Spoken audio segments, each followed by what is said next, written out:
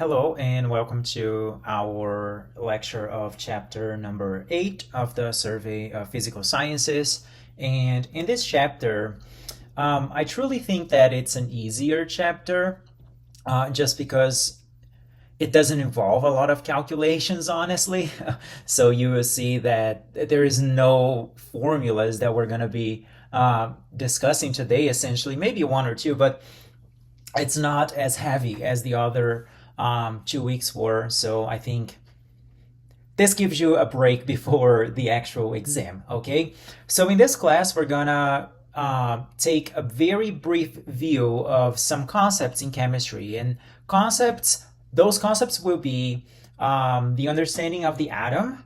And then after understanding what atom is, we're going to take a look at the chemical bonds that can be formed between those atoms.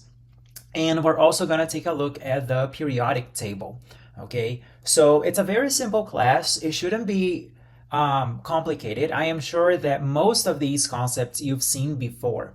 Okay, so let's begin talking about the model of the atom. Okay, and I want to kind of tell you some story of how the model of the atom was, evolved through time. But as you can imagine, I am definitely gonna skip through very important steps, right, and very important moments in this history. So I just want to recapitulate some of the main experiments that were developed to understand the composition of the atom. But the details I am certainly gonna left out of this class just because we don't have enough time to discuss about the history of science, which is unfortunate, but due to the time constraints, I think we're gonna just stick with the main models that existed throughout the history of science. Okay, so the main idea that matter was composed of something started with the ancient Greeks. So there were two main ideas that were around and that people were thinking about what is the main composition of a matter, right? And here, just so you know, we didn't have sophisticated equipments, or we didn't have a lot of tools to help us understanding what is the composition of the atom. The main models to explain what the atom was, came from theories, from ideas that people had.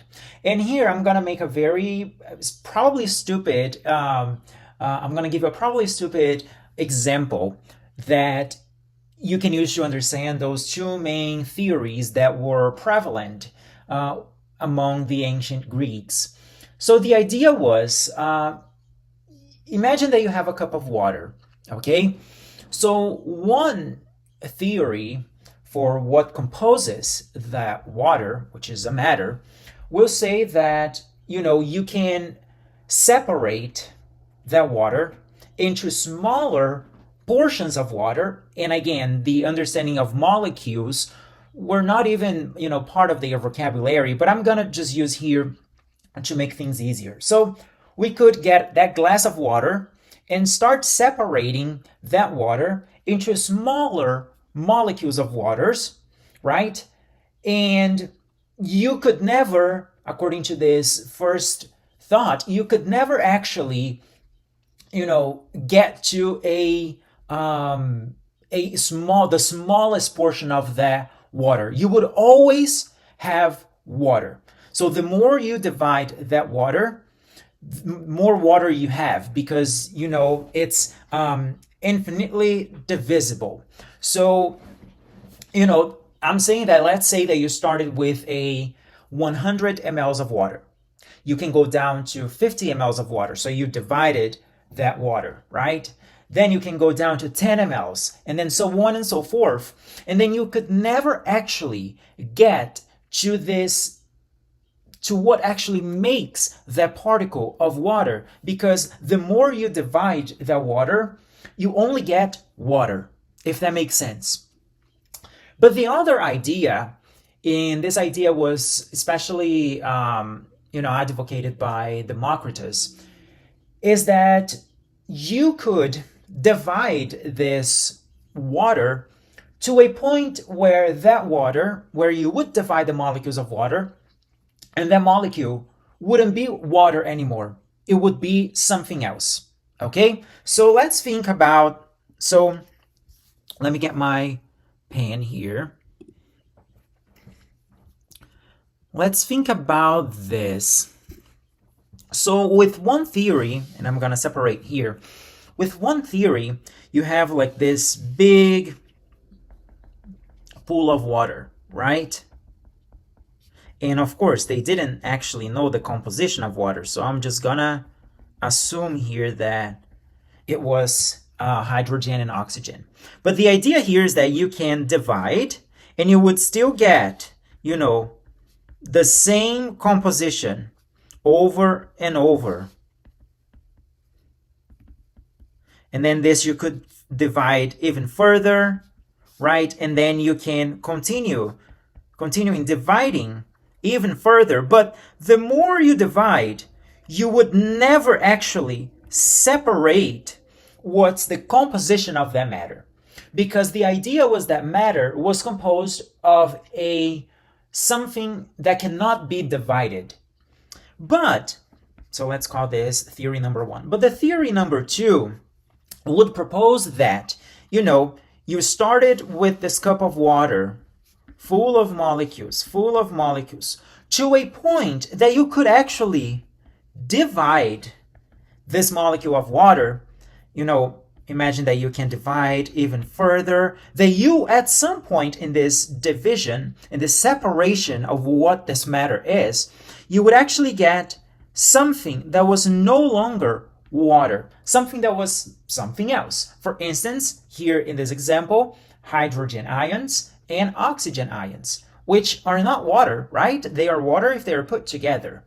But the idea was that you can even further divide these oxygen and hydrogen ions and get to something even smaller, okay? So to a point where you can no longer divide, okay? It's no longer water, but you can no longer divide here, all right? So the idea is that you would end up finishing, of course, now we know that this is made up of positive and negative charges, but when you get to this point, you can no longer separate this matter. So the main ideas here was that, one was defended by Plato and Aristotle, that would say that you can continuously divide that matter and you can never separate actually what's inside of that matter, what forms that matter. But Democritus would say no. At some point in this division process, you would get something that is no longer water, okay? And I'm not really sure if they talked about water or not. I'm just using the water as an example, all right? And this idea actually that Democritus had didn't actually, win the war between Plato and Aristotle. It was kind of, this fight between the philosophers, because that's what they were. And this idea of what actually makes up matter, spent that way for about 2,000 years, and nobody actually had an explanation. I mean, of course, this first argument here by Plato and his colleague, prevailed because they were more influential and whatever. We're not going to get into this detail.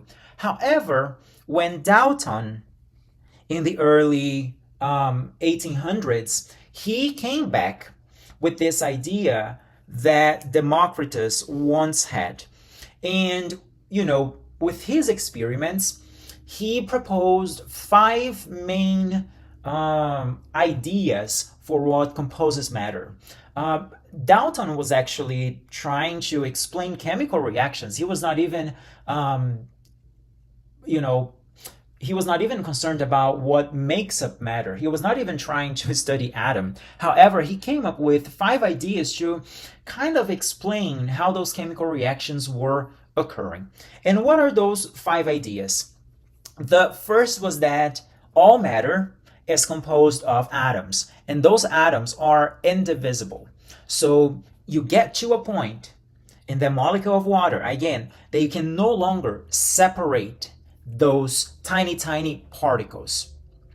He also proposed that an element, a given element, is made up of identical atoms, and that, different atoms put together, they make a chemical compound. So for instance, you have the element hydrogen and you have the element oxygen.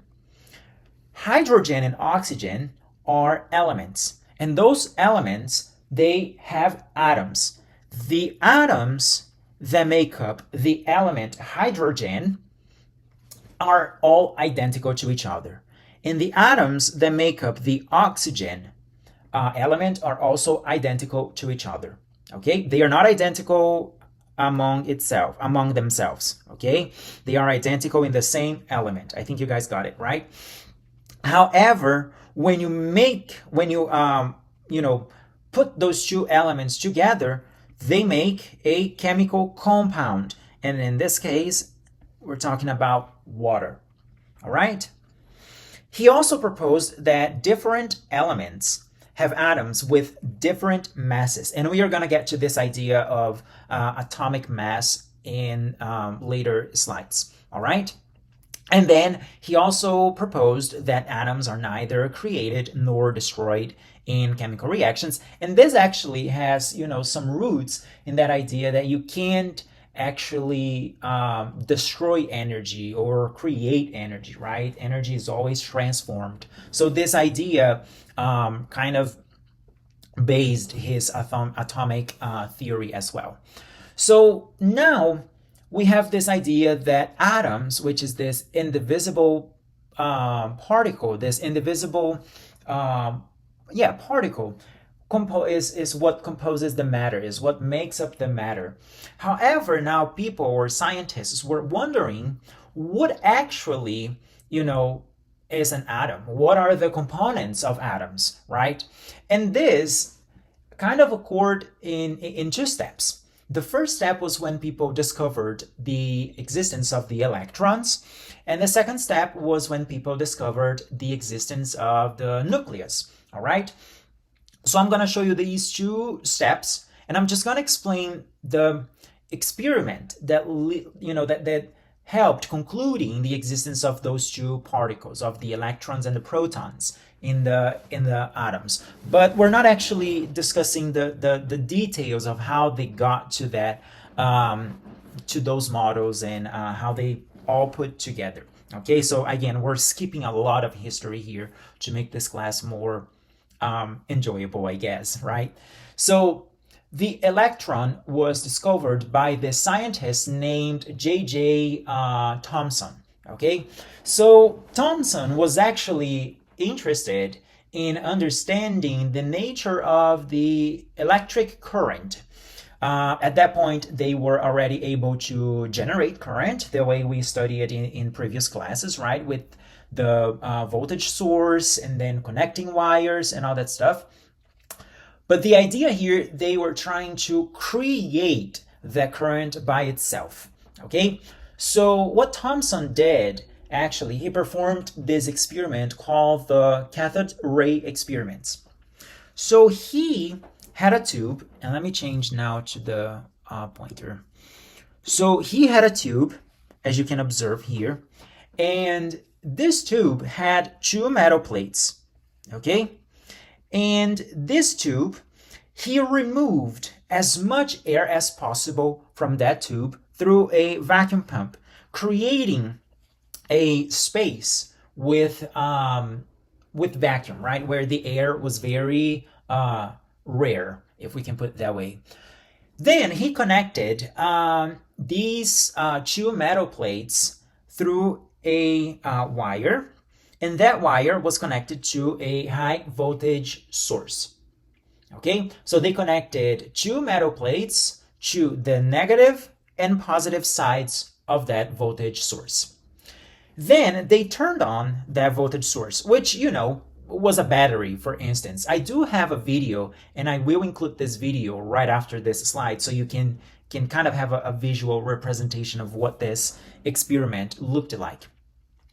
When they turned on the voltage here, he observed a greenish beam to move from the negative to the positive side inside of that tube. The negative side was called cathode, and the positive side was called anode. And they observed, or Thomson observed, that there was a green beam that were actually traveling through that vacuum and hitting the positive side. At that time, they already had the idea that, that like charges, they repel each other, but unlike charges, they attract each other. So he kind of, proposed that this beam that he was observing was possibly made up of negative charges. And because of that, he called that beam a cathode ray. But then the idea now was that he actually wanted to figure out what was the cathode ray made up of. And he did that by placing charged metals inside of that vacuum tube, okay? And the beam would pass in between those two charged plates. And he observed that the beam was actually deflected away from the negative plate. So yeah, one information here is that, one plate was positive and the other plate was negative. And then he observed that the beam was deflected away from the negative plate. And like I said, at that time, it was already known that like charges repel each other. So that meant that the beam was composed of negative charges, okay, or negatively charged particles. And then negatively charged particles he called electron. All right. And then in this idea of trying to, describe the composition of matter, Thomson came up with this plum pudding model. And he proposed that the electrons would be, within this blob of positively charged matter, like raisins in a plum pudding. Okay, and I think in the animation I actually have one image of that. So I'm gonna now play the animation, and you can see what this experiment looked like. I know the quality of my video is not really good, but it's actually what I could find on YouTube. You probably can find other videos with a better quality, but I thought that this one would actually represent what the J.J. Thomson did. To demonstrate a Crookes tube, a cathode ray tube, we need a high voltage power source, such as this one. We need the Crookes tube, which has a metal cathode, a metal anode, a screen that has been coated with a phosphorescent material that gives off light when struck by electrons, and a bar magnet. As we turn on the screen, we notice that electrons are emitted from the cathode, and as they strike the fluorescent screen, we're able to see the cathode ray, this stream of electrons illuminated. We can use a magnet to show the deflection of that stream. Here we can see the electrons being deflected by the magnet. The cathode ray moves upward. If we reverse the magnet, we would predict that the beam would be deflected in the opposite direction. And we observe that the beam is deflected downward. All right, I hope the video gave you a better idea of this experiment that J.J. Thomson developed, right? I am sorry that the video is really old, but I do think that it gives you a nice idea of how the experiment was performed. Okay, so he proposed that, electrons were part of the matter, but how about the nucleus? Now let's talk about how the nucleus was discovered, right? And again, big skip in history to how we got there, but the nucleus was actually discovered by Rutherford. So this guy came up with a very cool experiment, and I also have a video about this, but the video doesn't have a voiceover or anyone explaining, so you kind of have to guide yourself through the experiment. So the idea here was that he had, and let me get the laser point. So Rutherford, he had a radioactive source, and that radioactive source was shooting positive radiation or alpha radiation, okay, onto this detecting screen, okay? So he was shooting that onto this detecting screen, and then he was analyzing, he was annotating where in that screen those that radiation was actually hitting. So every time a particle from that radiation, hit the screen, he would see a light flash, okay? So what he decided to do was put a gold foil in between the radioactive source and the detecting screen. And he observed that most of the radiation of the radiation passed through the gold foil and hit the detecting screen sort of in a straight line, okay? However, he observed that some particles were actually being deflected away, as you can see here. So they were not going on a straight line, okay? They were being deflected away, or some of them were even bouncing back. So instead of going straight, they would, hit the gold foil and bounce back to the back of the detecting screen. So he proposed, well, the idea was that we already know that there are negative charges in the matter, right? So there are negative charges in this gold foil. And I know that I am shooting positive charges. So it means that this matter here also has positive charges besides of the negative charges, right? Why? Why do I know that that is the case? I know that is the case because some of these charges, some of these particles, this positive particle that I am, shooting through this gold foil is actually being bounced back or deflected away from what I expected to happen. That means that that positive charge is interacting with another positive charge. And because we know that like charges, they repel each other, then, I can see that movement through the deflection of those particles. I have a better model here in this picture. So let's imagine that he was shooting the positive particles in this direction, okay? And then here you have the detecting screen.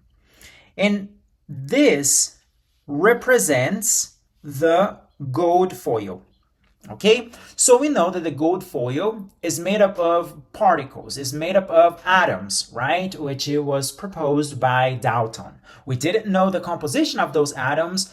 We only knew that the atoms had electrons, right? And according to the plum pudding from Thomson, we knew that these atoms had some negative charges, right? That were kind of, floating around some center mass. So, as Rutherford, let me erase this because that was the gold foil. So as he was shooting the positive particles, the positive beam onto this gold foil, he would observe that some of the positive particle would, go straight in a straight line, or straight to the initial beam, And then some of that particle would actually, oops, that was not intentional. Some of the particle would actually be deflected away.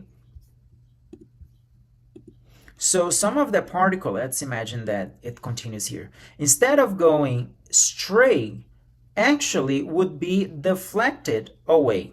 So that meant, or he proposed that, that positive particle was also finding another positive particle in a very, very small area of the atom. And that very, very small area of the atom was then called nucleus, the center of the atom, okay?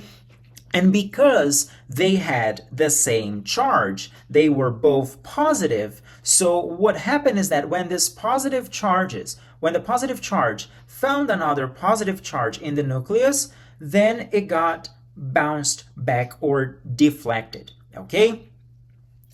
This idea that, some of the positive particles were passing through the gold foil and hitting the detecting screen also helped the scientists to understand that there is a really large space between the nucleus and where the electrons are. The position of where the electrons are in the atom is called electrosphere. So, this idea that the matter is not all compacted, right, kind of came with this experiment, because if some of that positive charges were passing through and being detected onto the screen, that meant that there was some space in between the electrosphere and the nucleus of the atom, and also in between the atoms, okay? So again, big jump in the conclusions here, but just so you understand how those experiments were performed. And again, I want to pause right now and show you the video that illustrates the experiment performed by Rutherford. Again, the video does not have a voiceover or doesn't have any narration, so you kind of have to guide yourself in this experiment. But again, we have a source of radiation, positive radiation, and we're gonna shoot that radiation through a gold foil, and we are gonna observe the direction of the particles onto that detecting screen. If it goes straight, that means the particle is not interacting with anything in the gold foil. However, if it deflects or bounces back, it means that the particle is interacting with another particle inside of that gold foil, and they both have the same charge. Okay, so bring this idea to the video, because it will give you some clarity to how the experiment was performed.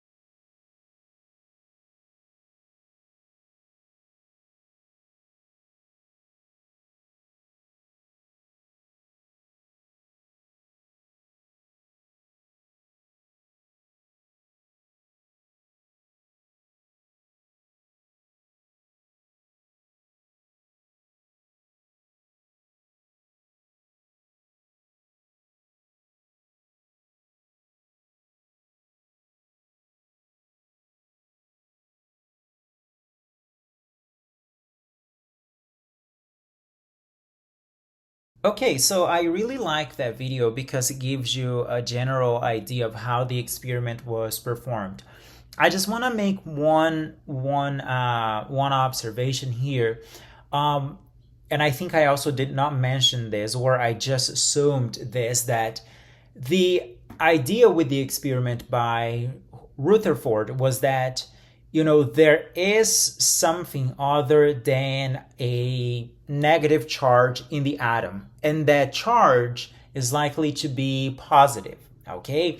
And that positive charge is found in a small area of the atom that we call nucleus. The name protons only came later in a history of science, all right? So he didn't actually define protons. He just found out that there were positive charges in this atom. And the idea, and I think the video shows you that, there are different colors in the nucleus. That represents that some of them are the positive and some of them are neutral charges. And those neutral charges we're going to call neutrons, which were later found to be also in the nucleus. So the idea here with the experiment by Rutherford is that there is a nucleus that has some positive charge, okay? But the idea that the nucleus has protons and neutrons came later on, all right, as science advanced. Okay, so here is our understanding of atoms today, our current understanding of atoms. I mean, even this model is kind of old because we already found out that there are other particles present in the atom, but let's stick with a very simple model. So the model that we have today for the atom is that the atom has a nucleus. Now, let me change it to my pointer here. So the atom has a nucleus, and in that nucleus, you're gonna have the positive charges, which are named protons, and the neutral charges, which we're gonna call neutrons, okay? And orbiting around this nucleus, we have the electrons. And the electrons they carry the negative charge of that atom, okay? The electrons here are important because they will determine the chemical behavior of this atom, of these elements, all right? By that, I mean whether the atom will be a metal, non-metal.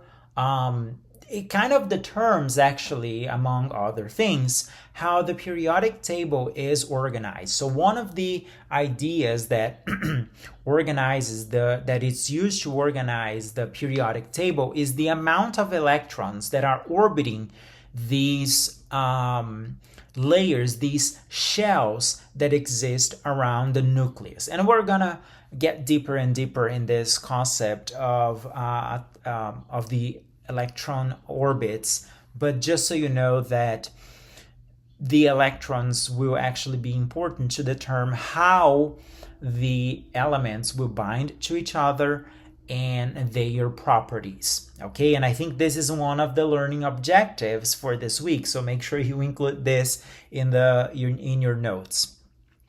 So this is the general idea of what we understand by atoms here, okay?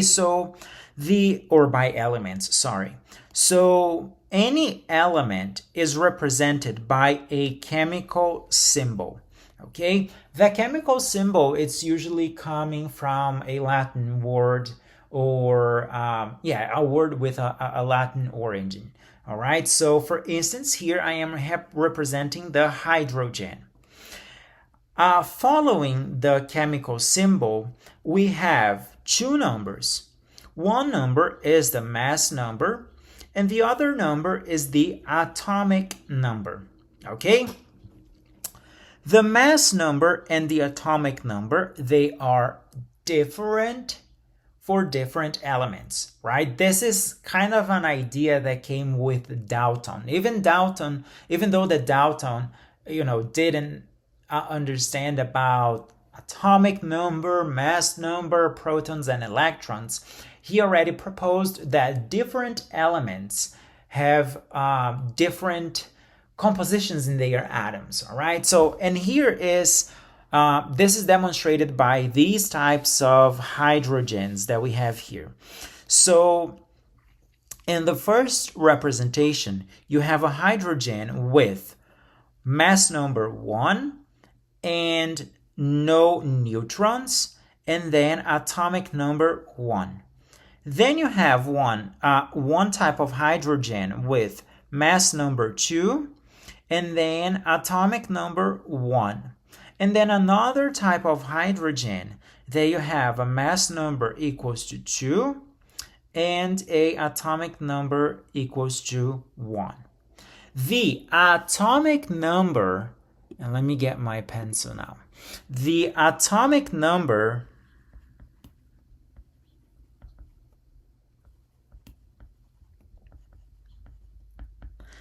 is the same as the protons in that element, okay? And in a neutral atom, the number of protons is the same as the number of neutrons, okay? The same number of electrons. I put E here, but I ended up saying the wrong word. So the number of protons is the same number of electrons in a neutral atom, all right? And the mass number is actually a sum between the protons and the neutrons. Okay, so the mass number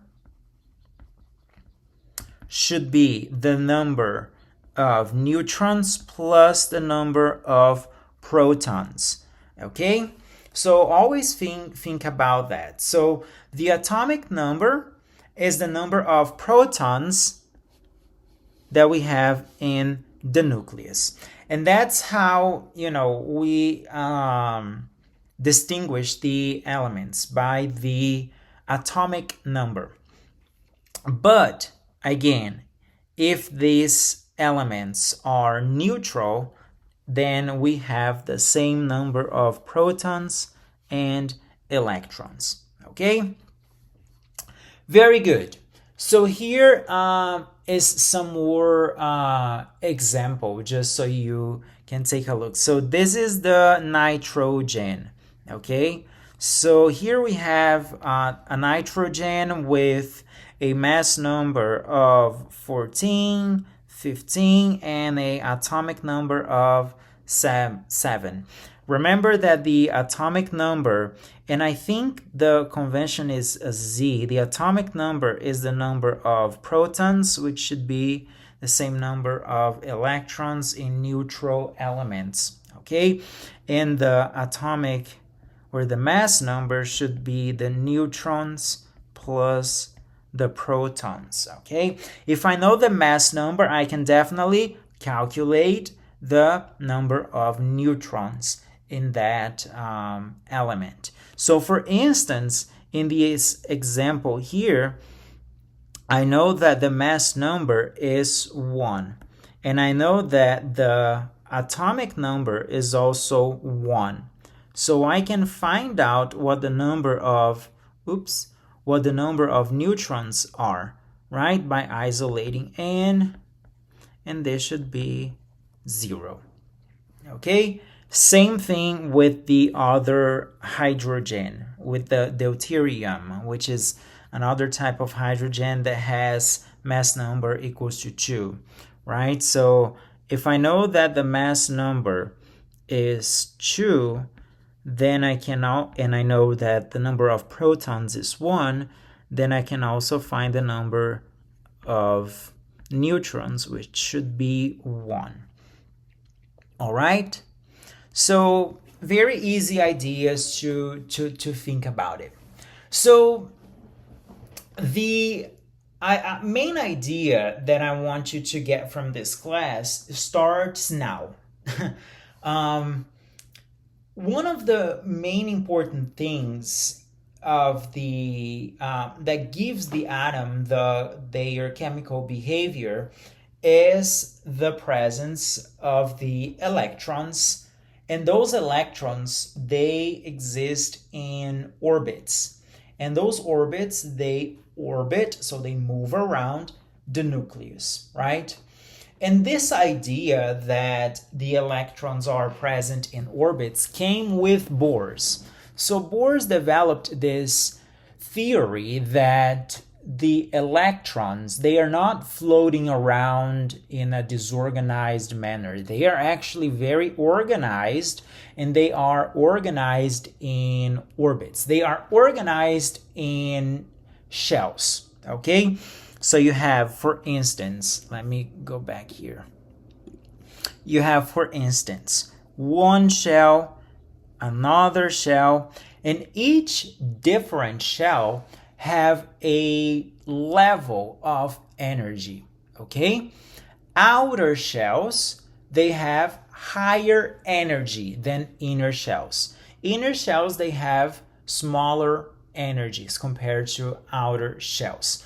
And the electrons, they can jump from one shell to the other when they receive radiation, okay?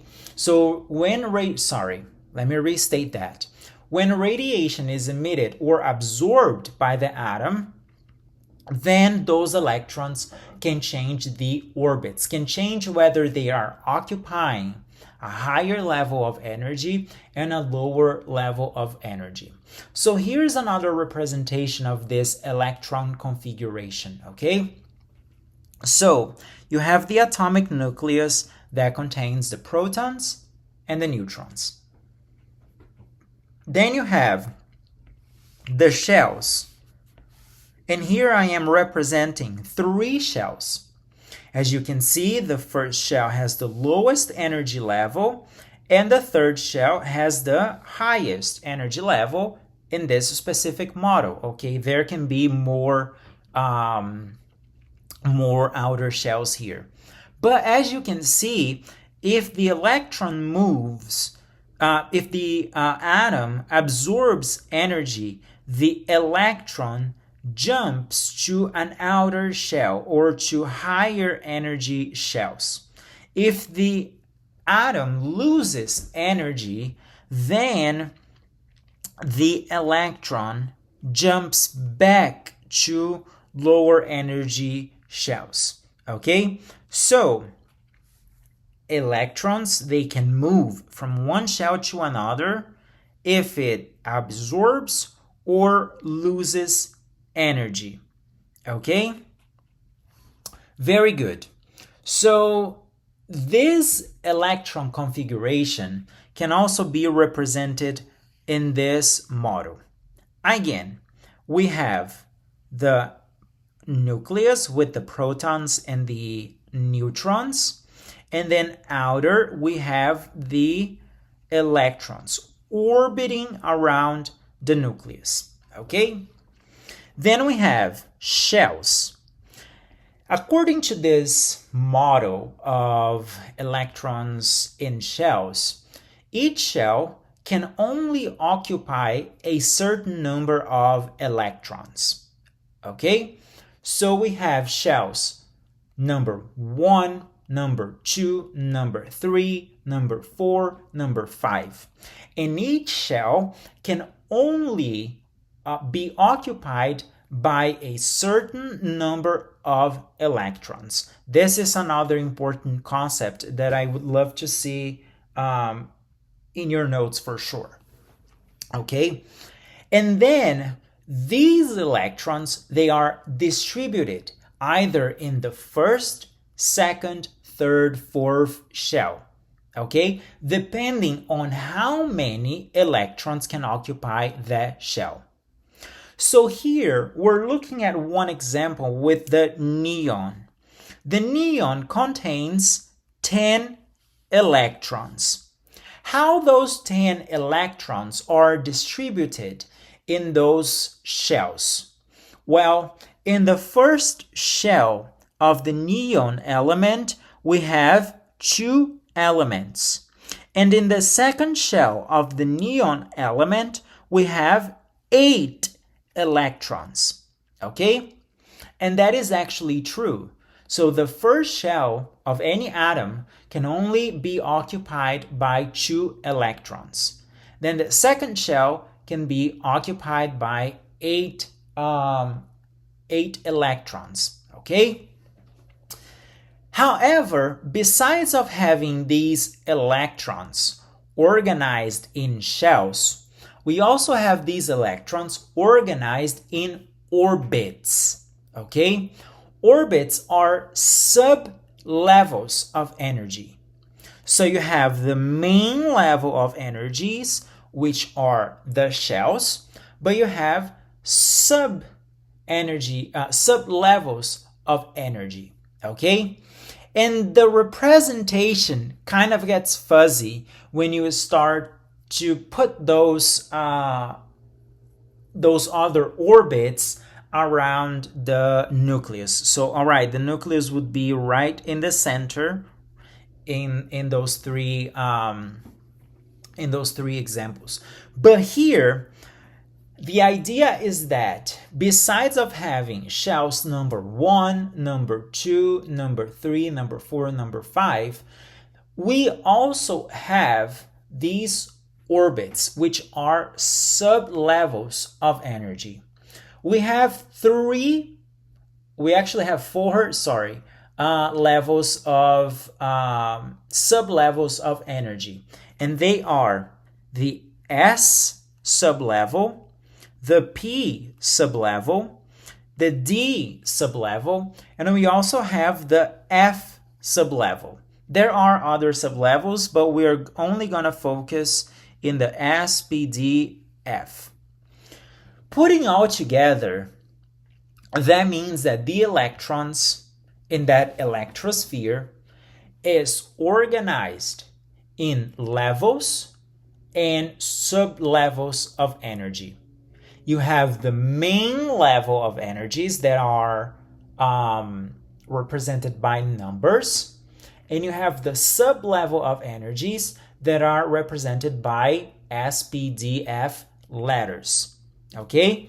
So letters represent the sublevels, number represent the main energy levels. And when I said that, electrons can move from one shell to the other, I meant that those electrons, they can move from the main shell, from one main shell to the other. Okay?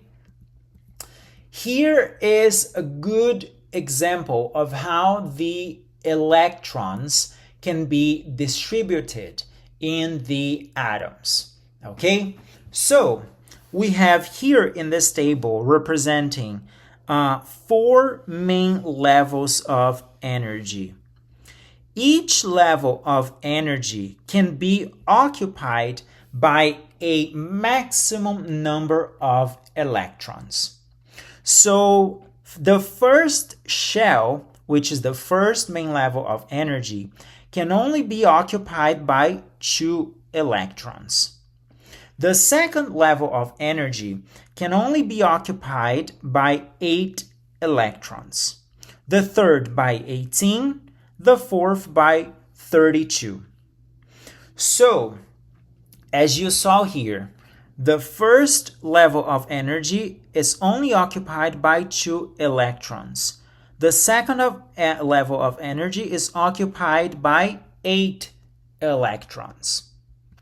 However, like I said, there are sub-levels of energy in those electrons. And each sub-level can be occupied by a certain number of electrons.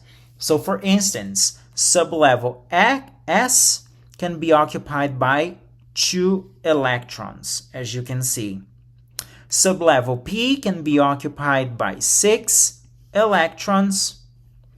Sublevel D can be occupied by 10 electrons.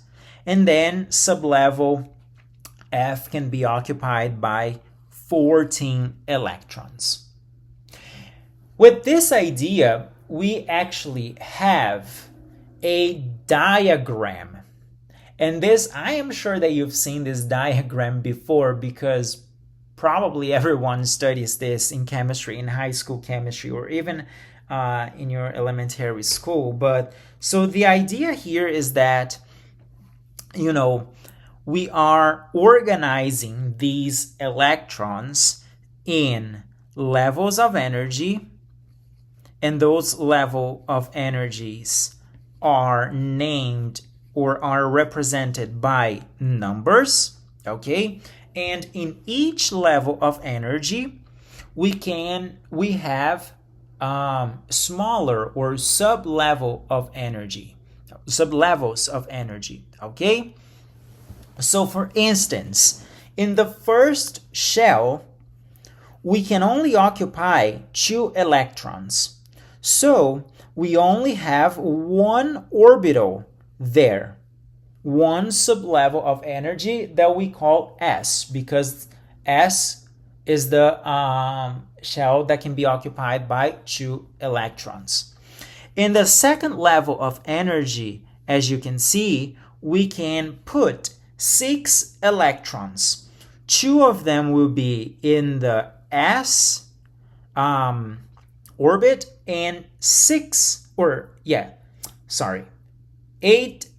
of them will be in the P orbit, okay? Then you have the third level of energy. The third level of energy can be occupied by 18 electrons, and those electrons are going to be divided in those smaller orbits, okay, with 2 here, 6 here, 10 here, and then so on and so forth. And how do you follow this electronic configuration? Should you go like 1s, 2s, 3s, 4s, 5s, or should you go 1s, 2s, 2p, 3s, 3p, 3d? So there are lines here that actually tell how to walk through this electronic configuration, okay? So you always follow these lines to tell you how you make that electronic configuration. So here we have an example of the chemical element called strontium. The strontium has 38 electrons. And this is how we make the distribution of the levels of energy of this electron, okay? So here we have our first shell, then here we have our second shell, then we have our third and fourth shells, and so on and so forth, okay? Very good. In this other slide, and I am not going to go through this table with you, but you can do it yourself. In this other slide, we have the electronic configuration of many elements, okay? For instance, we have the electronic configuration of we have the electronic configuration of the hydrogen. We have also for the carbon. We also have for the calcium, okay? But why is it important to understand this electron configuration of the elements? Why do I need to know how the electrons are organized? Well, because we're going to use these electrons to organize the elements in the periodic table. And these numbers in their last shell will give us the property of that element, okay? So the periodic table is organized by rows and columns, okay? And the electrons in the outermost orbit will determine where in that periodic table those elements will be occupied, okay? Those elements, again, are organized in rows and columns. The columns determine the families. And we have some main families here that I wanted to highlight for you. We have family 1A, 2A, 7A, 8A. We also have other families in between, but these families are the alkaline metals, alkaline earth, halogens, and noble gases. Okay, the A family is the ones that we're going to be working the most, and we also have the B families, but they are part of the transition elements or metals, which we're not going to give a lot of attention to them in this class just because it's much deeper than we actually need to know. So let's look at here. So here you can see the families organized in columns. Okay, so you have the A families, and then you have the B families. Okay, the A families, you have the alkaline metals, the alkaline earth metals. You also have the halogens and the noble gases. In those families, you also have those elements that are nonmetals, metals, or semiconductors. Okay, semiconductor means that they can either be a metal or not, depending on the chemical context that they are in. Okay, but the other ones will always be either non-metal or metal. Okay, as you can see, the periodic table also carries the same information that we already discussed, right? So you have in the center the symbol of the element or the chemical symbol. Above, you have the atomic number, and then you have the atomic mass. I know that here I am calling atomic weight, but it really doesn't matter in the chemistry context. It does matter for physics, but not for the chemistry context, okay? So again, the atomic weight is the amount of the sum of the neutrons and protons, and the atomic number is the number of protons in that element. Okay? All right, so just so you have an idea here, the hydrogen, for instance, is in the family 1 because the outermost shell of the hydrogen only has 1 electron. How about another element? How about the lithium, which is also in the family 1A? As you can see, lithium also has only 1 electron in its outermost shell. Okay? Now let's look at another example. Let's look at the carbon. Okay, the carbon is telling me that it's in the family 4. So how many electrons I expect to find in the outermost shell of this element? As you can see, the carbon, the outermost shell, is composed of 2 plus 2 electrons, which equals to 4. So if I give you the electronic distribution of the element, you can tell me which family that element belongs to, because you just need to look at the very last the outermost shell of the element to determine how many electrons it has and where, if it's going to be in the family 1A, 2A, 3, 4, 5, 6, 7, 8A. Okay, let's look at another element. Let's look at the neon, for instance, which is a noble gas. So the neon is in the 8A family. So how many electrons we expect to find in the neon? Look at here. We have 8 electrons, which is the sum of 2 plus 6. Does that make sense to you? How about sodium? Where do I expect to find sodium? How many? Respond it to yourself. Look at this electronic distribution. In which family do I expect to find sodium? Family 1, family 2A, family 3, family 4, 5, 6, or 7 or 8. Family 1A, right? So family 1A, I find sodium. So it's very intuitive to think where that element will be in the in the periodic table by looking at the electronic distribution of that element. Okay, so in general we have three types of elements in this periodic table: those ones that are metals, non-metals, and semiconductors. Why is that important?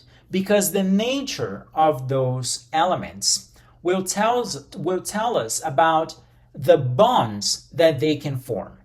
Okay? Besides of telling us where they are in the periodic table, it also tells us how they can interact with each other. All right? There are different types of chemical bonds, and we're going to talk about them within 2 slides or so. But before, here is a representation of those families that I wanted you to focus on. So we have family 1A, 2A, 3A, 4, 5, 6, 7, 8A. I of course excluded the transition elements. Okay, so here we have the groups of 1A that are alkaline metals, 2A that are alkaline earth metals. We have the 3A that we can just say it's the boron groups, which also contains some metals.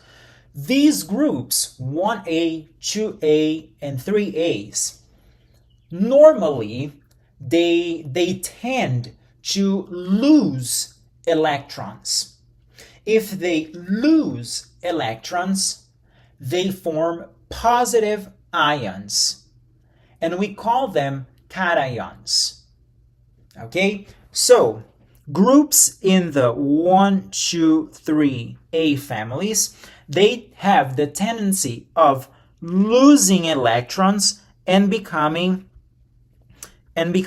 positive ions that we call cations.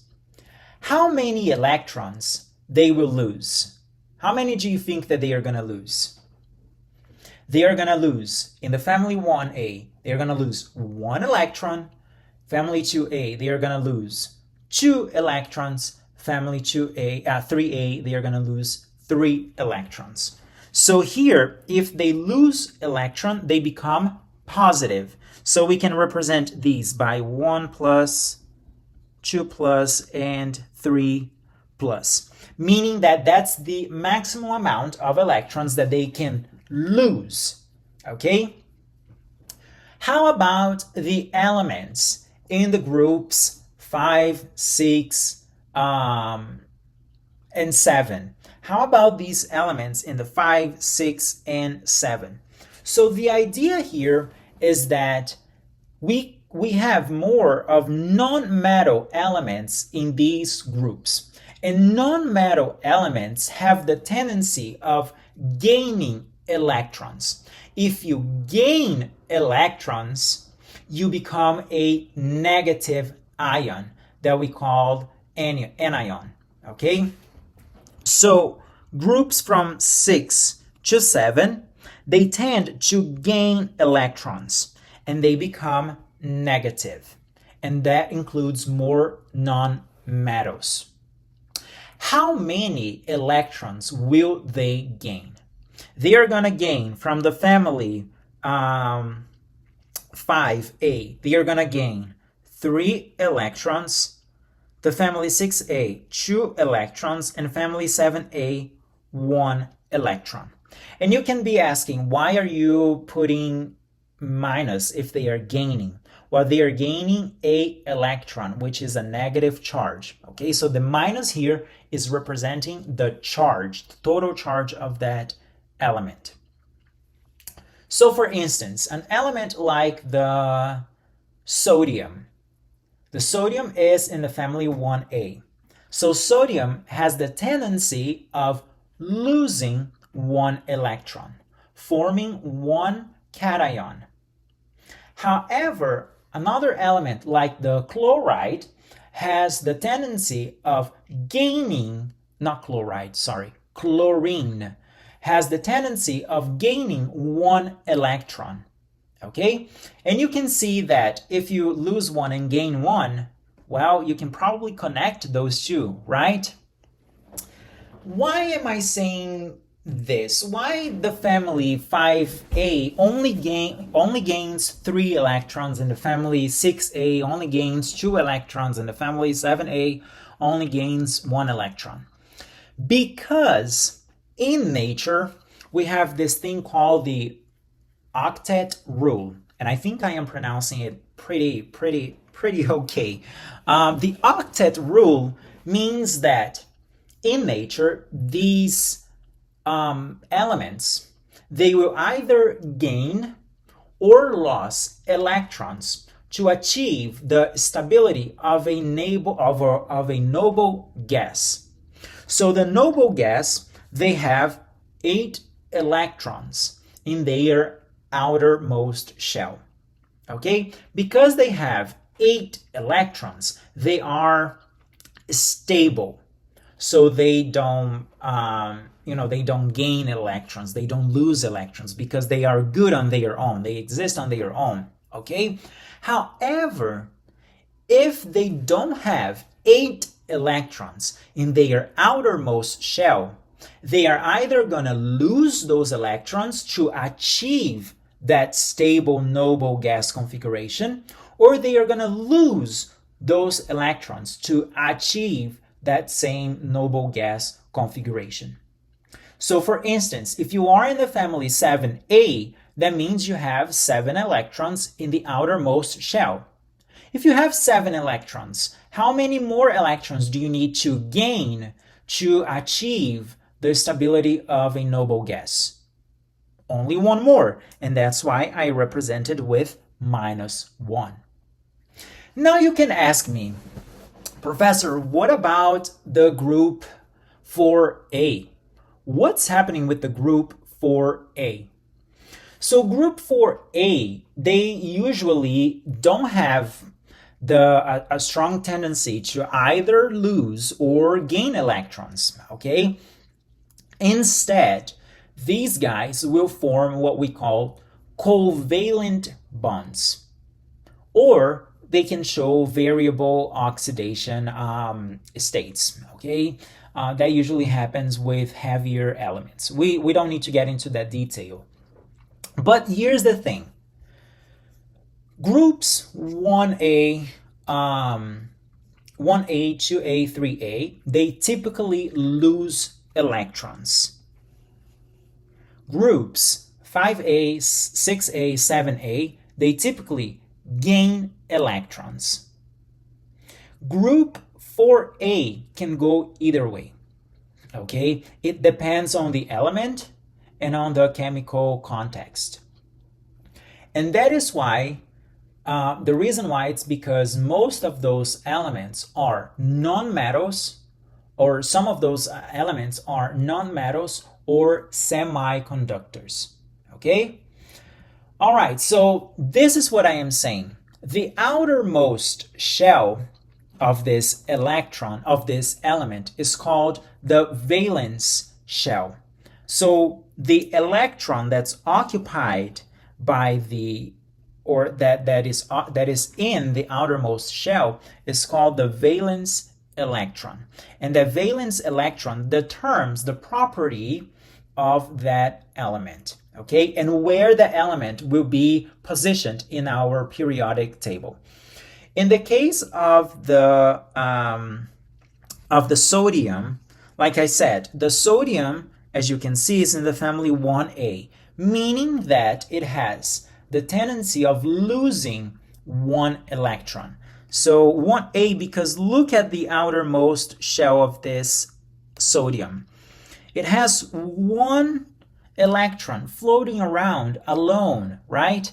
And because of this octet rule, this atom wants to be like a gas, a noble gas. And that's why they are called noble gas, because they are kings and queens. Everybody wants to be like them. So the sodium wants to be like a noble gas, also wants to be noble.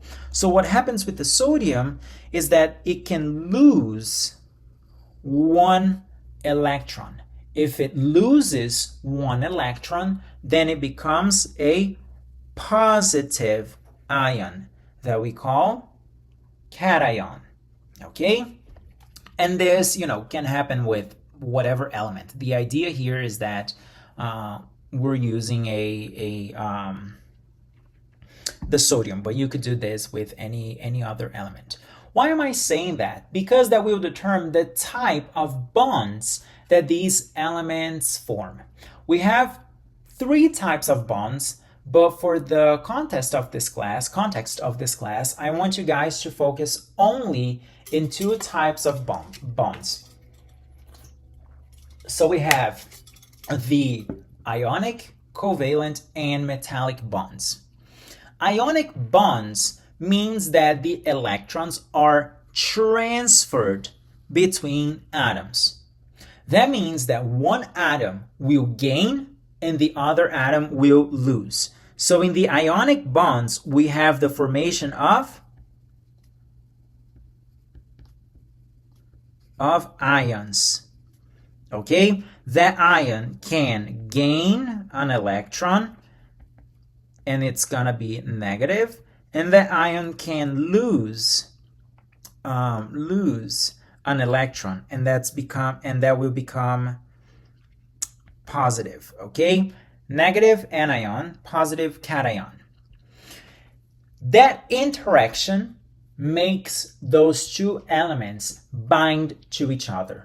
Okay, this creates an electrostatic force between them, which binds these elements to each other. Usually these ionic elements, the elements that form ionic bonds, they are usually solid, and they have a non-geometric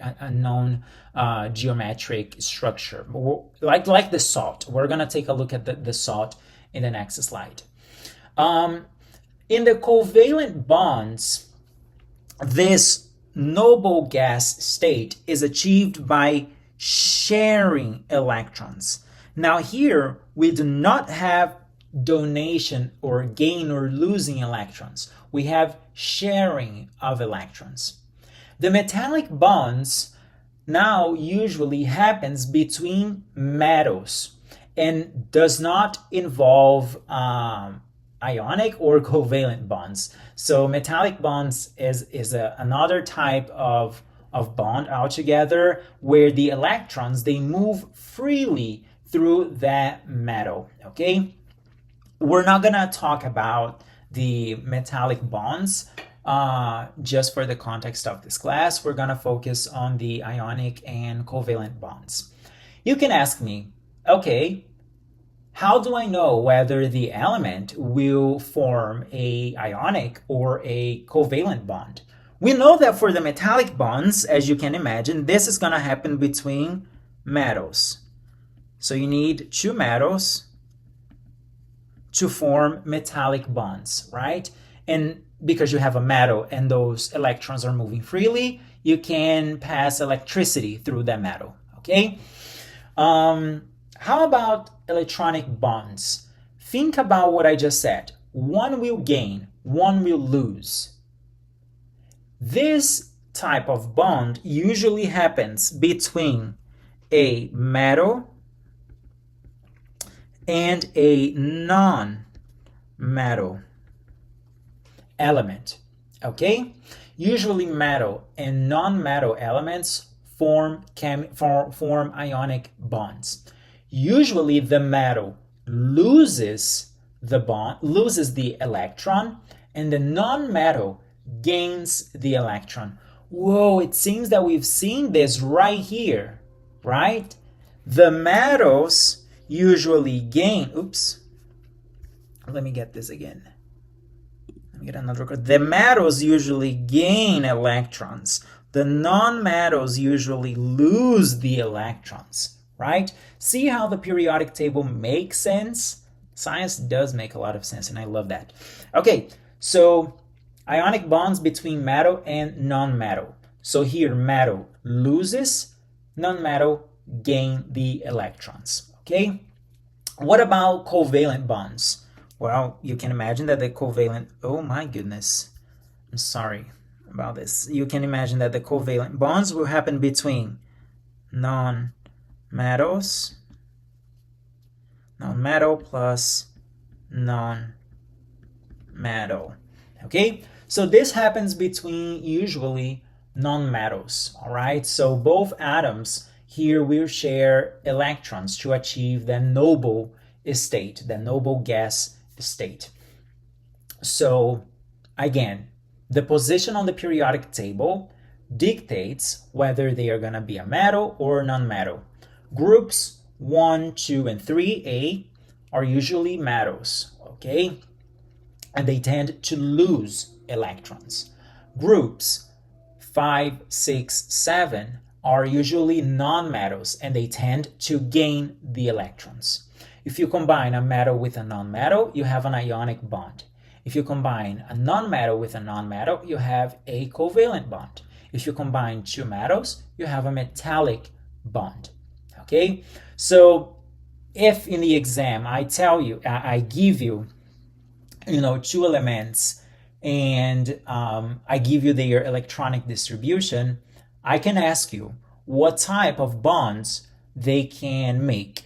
You can tell me now whether they are gonna make a ionic bond or a covalent bond.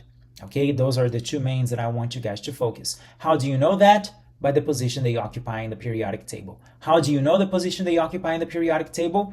By knowing their electronic distribution. So I do need to give you some information, but you can tell me what type of bond they will form. Now let's look at these bonds with a little bit more of detail. So here in the ionic bonds, the chemical bond occurs because of the electrostatic attraction, electrostatic force that exists between those two elements. Again, usually one element, which is the metal, transfers the electron to another element, which is a non-metal. So metal loses, non-metal gains. If you lose, you're called cation because you have positive charges. If you gain, you're called anion because you have negative charges. Okay? So here we're looking at the example of the sodium and the chlorine. We can see that the sodium in the last, let me change this. The sodium in the last or in the outermost shell has one electron floating around. And that's why the sodium is in the family 1A. So if this guy is floating around, this guy can be donated, okay? This valence electron can be transferred to the electrons of the chlorine atom.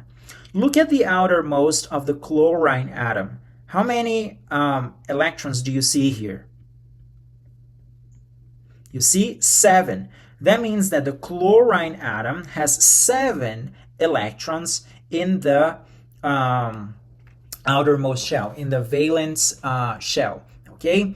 So it means that this guy can receive 1 electron to achieve stability, having in total 8 electrons in the outermost shell. So the resulting interaction here is that sodium lost 1 electron and it becomes positive, and the chlorine got 1 electron, and now it's called the chloride, which is a ion. And you know this component as a sodium chloride, which is the salt that you guys use to season food. Okay? So very, very simple, right? Pretty straightforward, I believe. All right. What about covalent bonds? So covalent bonds will happen again between a non-metal and a metal. A non-metal and a non-metal, right? They usually form a covalent bond. And here they share the electrons in their outermost shell to achieve the stability, to achieve the noble gas, the octet rule, okay? And this overlap of the electrons, of the shared electrons, actually cause a attraction between those elements, and that's why they are bonded together, okay? Usually, covalent compounds are electrically neutral, okay, or nearly so. That means that if I put that element in water, for instance, if I put sugar is formed by covalent bonds. Sugar in water does not conduct electricity because it does not form ions or two nonmetals. However, if I put salt in water, you will see electricity. You can conduct electricity, right? Because you form the positive and negative charges, okay? Because of the two ions.